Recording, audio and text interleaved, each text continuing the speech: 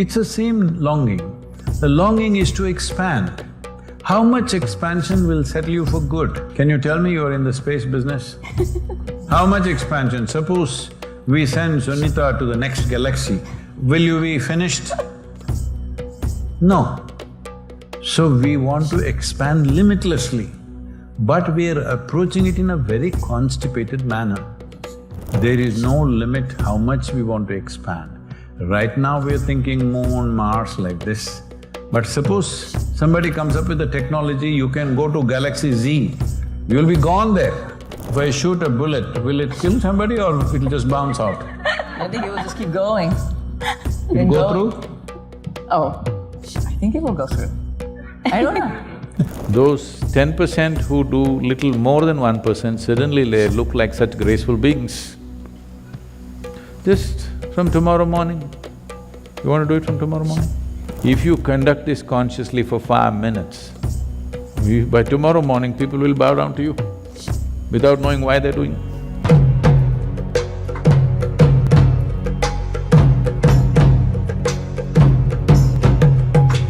Why are humans driven to explore space? And from your perspective, is there a deeper purpose beyond survival and curiosity that really compels us to go to space? Do we have to even explore space at all? Say once you have come here as a human being, whoever you are, wherever you are in your life, you want to be something more than what you're right now. The only way you can do that for most people is by enhancing their experience. Whether you explore space or you go shopping, it's fundamentally same desire that you want to expand in some way. So the language of how this finds expression is different from person to person.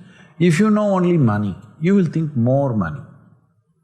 If you know wealth, you'll think more wealth. If you know pleasure, you'll think more pleasure. If you know knowledge, you'll think more knowledge. If you're looking up at the sky, you will think more space.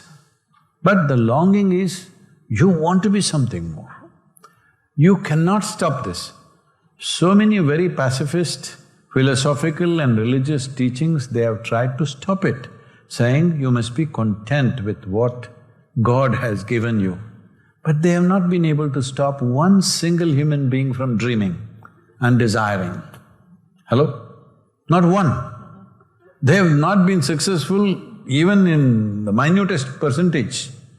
When they put fear into you, or let's say today you have some ailment, then you say, God, I don't want anything more, this will do, just if I get healthy, that's all I want. But you want health. The moment you get healthy, ready for the next thing? Yes or no? Then what else? You're ready for the next thing, whatever the hell the next thing is. So you cannot suppress this because this is the nature of the human being.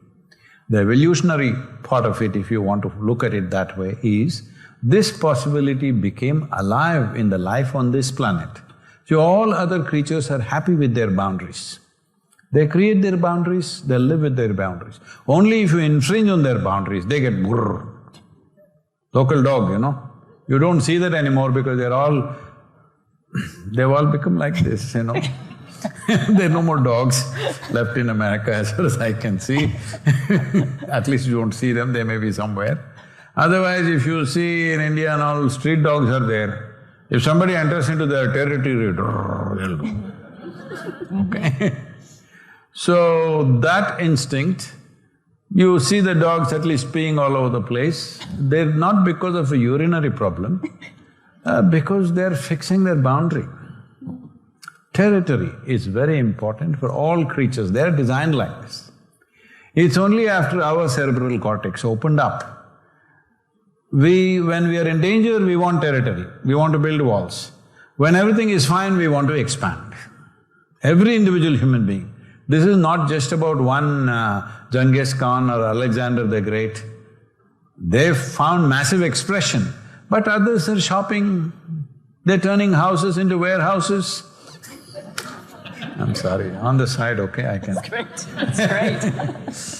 So, because they want to be something more, they want to cover more space. But somebody looked up, this was not enough, we thought there, all right? It's the same longing. The longing is to expand. How much expansion will settle you for good? Can you tell me you're in the space business? How much expansion? Suppose we send Sunita to the next galaxy, will you be finished? No. So we want to expand limitlessly, but we are approaching it in a very constipated manner, little by little, all right? No, the longing is to become everything. We want to know all. We want to be everything in the universe, but it's finding very constipated expression. This is what we need to change. This is what we call as consciousness, where you moved out of the boundaries of your experience. Because ultimately that's all you're seeking. You want to see how it is to run in the space, all right? I gave her a thumbs down because she won the marathon. That's not fair, there was no gravity.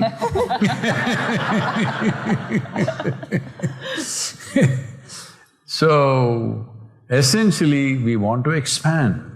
There is no limit how much we want to expand.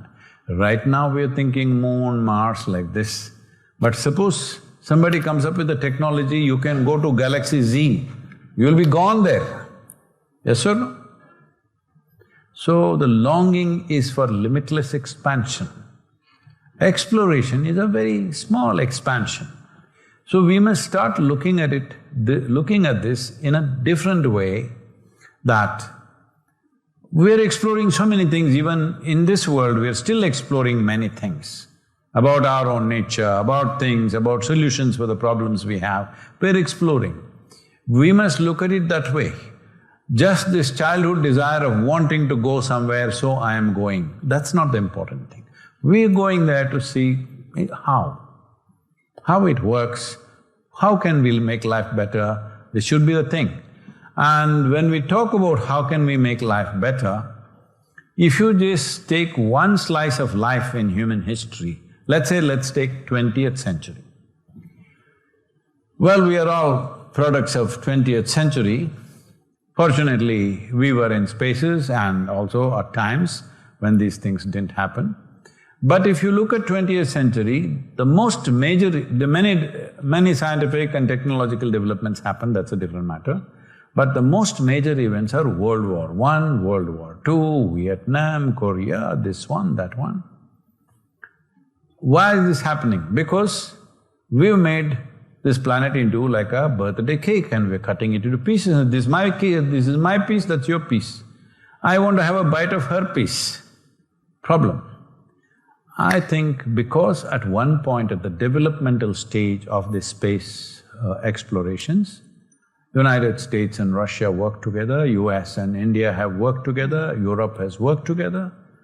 I think once we leave our atmosphere, at least here also we need to do this, but it's asking for too much, all right? But once we leave this, these differences, are you black or white, man or woman, American or some other nonsense, what you are must be left here, all our problems we must leave here. This exploration must come with some purity of how we approach human longing to know. That's what it should become, not an American longing to know, not a Russian longing to know. No, human longing to know. It must become a collaboration. It used to be like that to some extent, but unfortunately now it's becoming because we are seeing once again as a military possibility, unfortunately. I hope we drop that in future leadership and… Thank you so much, Sadhguru. I think this was… nobody explained… In zero gravity, if I shoot a bullet, will it kill somebody or it'll just bounce out? I think it will just keep going. It'll go through? Oh, I think it will go through. I don't know. This is a question I have Didn't never… you throw something at somebody in these 9 months? And it hit them, yes.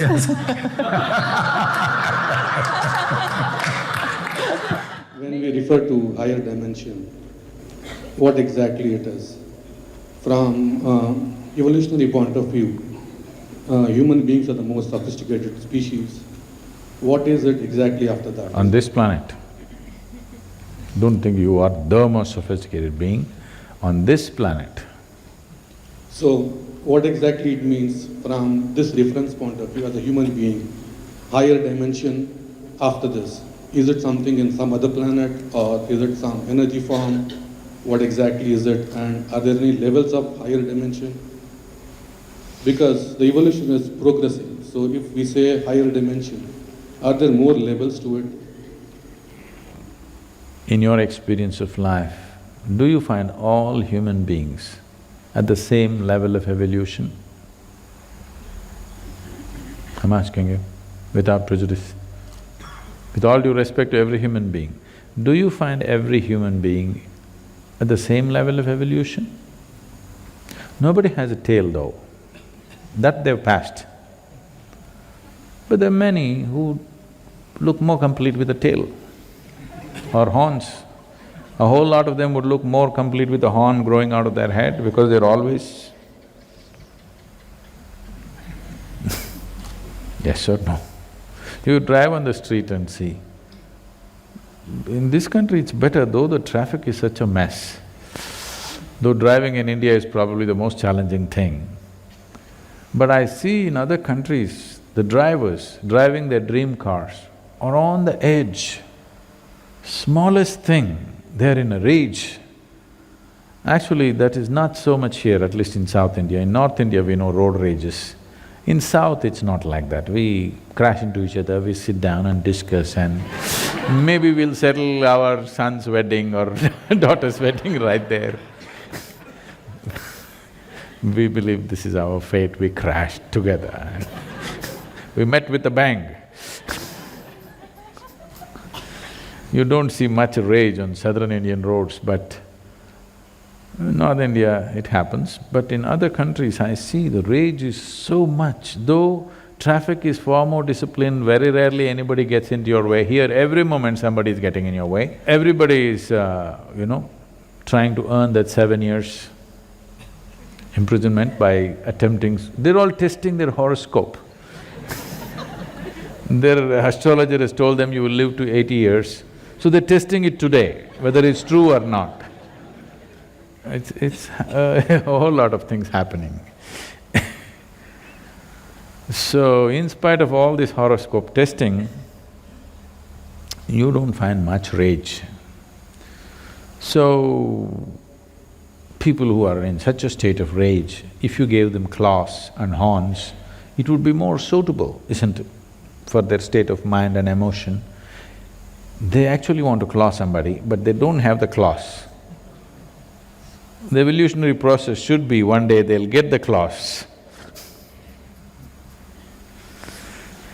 So you don't find all of them the same level of evolution, because it's a threshold that we have crossed. That doesn't mean that's the end of it. Because the significance of being human is just this. We are not doing anything very different from what the other creatures are doing, same damn things. We are born, they are born, just like that. Their mothers delivered them, our mothers delivered us. Their mothers were more efficient with delivery, our mothers struggled. Okay? Yes. Because they delivered in hundreds, our mother to deliver one, she struggled so much. They eat, we eat, they sleep, we sleep. They reproduce, we may reproduce. They die, we die. The only thing is we can do all this, we can conduct all these very simple aspects consciously. So in a day, from the moment I leave the sleep time for you, that also needs to be considered, but we will leave that. From the moment you come awake till the moment you fall asleep, how many moments and how many actions and how many thoughts and how many emotions, or how much percentage of it do you conduct consciously? This will determine the state of your evolution right now. If you conduct it consciously, you will do it in a certain way. If you're going about compulsively, you will look like any other creature. Yes? You will look like just any other creature, not any different, once you do things compulsively. Only when you conduct it consciously, you seem to be on the peak of evolution on this planet, not otherwise. So you can gauge by yourself, I don't want to pass a judgment on anybody. From the moment you come awake till the time you go asleep, fall asleep, how much percentage of time are you conducting your body, your mind, your emotion, your energy and your actions consciously? If you are less than 1%, you know there's a lot of work to do. And I would tell you, if I have to speak frankly, more than 90% is less than 1%. Less than, well below 1%, more than 90% of the people. Those 10% who do little more than 1%, suddenly they look like such graceful beings. Just from tomorrow morning, you want to do it from tomorrow morning? Or now? From this moment till you fall asleep, just see how much of you can you conduct consciously, all aspects of you. Your body, your actions, your mind, your thoughts, your emotions, your energies, everything. To what extent can you conduct it consciously? You see, if you conduct this consciously for 5 minutes, by tomorrow morning people will bow down to you without knowing why they're doing. So that's evolution. And it's something you can do. If you just see it's me, not something else, you will evolve. Because once you become human, you have enough awareness and consciousness to evolve consciously. When you were a monkey, you did not decide, I'll become human being. Nature just pushed you on. But now you're conscious enough to decide, I want to evolve from where I am to whatever is possible. Just try. Just maintain 5 minutes, manage your life consciously today. You will see tomorrow morning how you will be. You'll be shining, believe me